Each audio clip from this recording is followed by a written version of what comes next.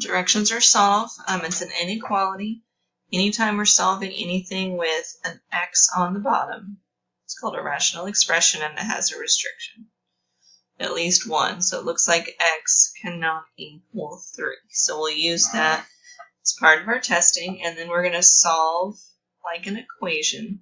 So x plus 5 over x minus 3. I'm going to say that that equals 1. I'm going to put it over 1.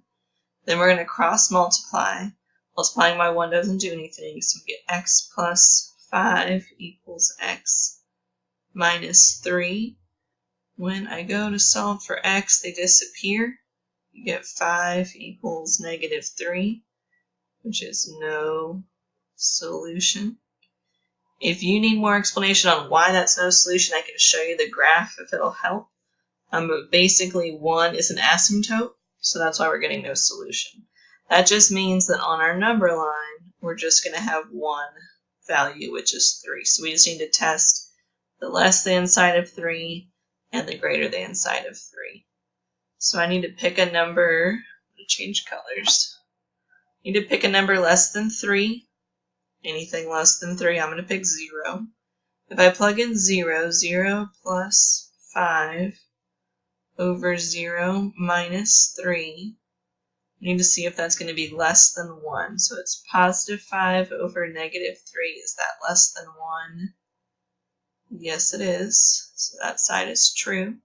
Now we need to make sure that the other side, it should be false, but let's double check. So I'm going to come over here. I need to pick anything bigger than 3. I like the number 5. So I'm going to do 5 plus 5 over 5 minus 3. I need to see if that's less than 1. It'd be 10 over 2, which works out to 5. That's kind of funny. And that is not less than 1. No. So it's false, which means my solution interval